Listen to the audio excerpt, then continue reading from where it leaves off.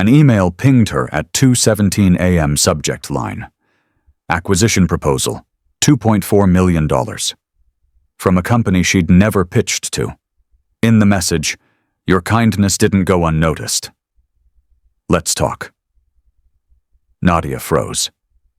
That name at the bottom, it belonged to a stranger she barely remembered. Just a shivering delivery guy. 1 cup of tea. And gone. It was a stormy Friday in December. Her startup was hanging by threads. Rent overdue. Clients ghosting. Investors not replying. But when the food delivery arrived, soaking wet, hands blue, she didn't just take the order. She said, "Come inside. Just for a second. Warm up. Have some tea." He hesitated. Then stepped in.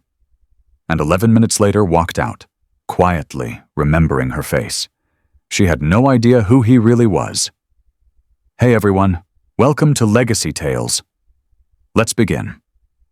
Nadia was 28th founder, designer, dreamer, and 3 weeks from shutting everything down.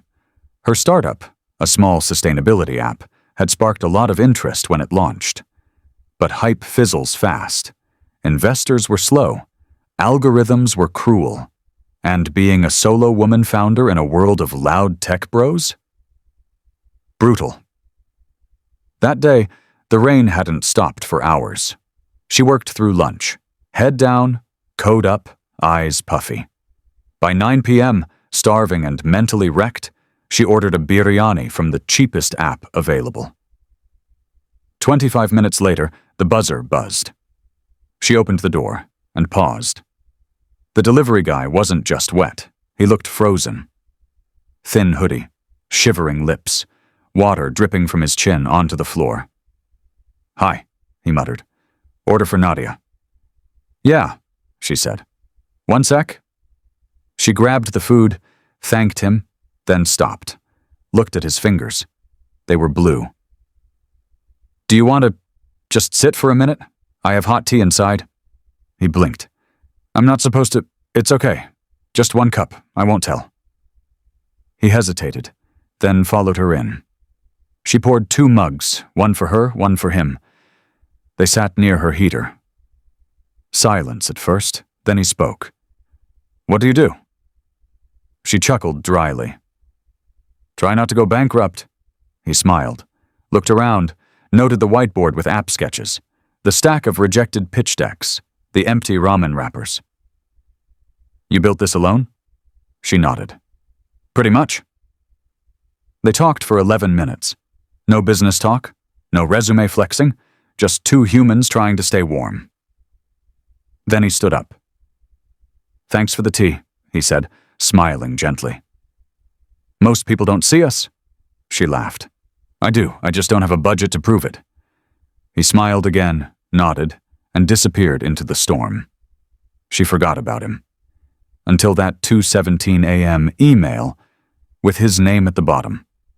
At first, Nadia thought it was a mistake. Maybe spam, a cruel joke, or some twisted scam.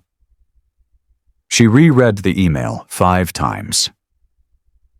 "Nadia, I don't expect you to remember me, but a few weeks ago, during a rainstorm, you offered a total stranger a cup of tea. That stranger was me. I wasn't just delivering food. I was running a final user check on an app we secretly launched for a stealth startup. I was testing if our drivers were being seen, respected, and treated like people. You didn't know it, but you passed a test you weren't even supposed to be in." She sat there, stunned. The company name in the footer was legit. One of those ultra-private logistics tech firms that only spoke in press releases and vague statements. And the name below it? Ryan Khalid, Director of Human Systems, 7 Drop. She remembered him. The quiet smile, the way he noticed her sketches, the way he said, "Most people don't see us." He wasn't just a delivery guy. He owned part of the delivery platform. And now his company, backed by 8-figure VC capital, was offering to buy her app outright. "We've been quietly tracking grassroots founders with empathy-first design. You built something real. And more importantly, you treated us like we were too."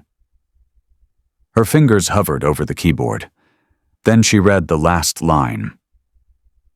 This isn't just business. It's recognition for the cup of tea, the heater, and the moment you gave someone who had nothing to offer back, except opportunity. Absolutely. Here's section 3, the final act of the story. In this section, we bring emotional closure, a full circle twist, and a subtle but powerful reward, without making it feel forced or transactional, still rooted in kindness, still human. Let's complete the arc. 3 weeks later, Nadia stood in the tallest building she'd ever been in. Polished marble floors, echoing silence. Every wall screamed money. She had taken a train to the city. No lawyer, no manager, just herself, and a cheap blazer from an old thrift sale. The receptionist smiled and handed her a visitor badge. "You're going to the top floor," she said. Nadia nodded, still half expecting someone to stop her and say, "Sorry, wrong person." When the elevator opened, Rayan was already there, this time in a tailored suit holding 2 paper cups. He offered her one.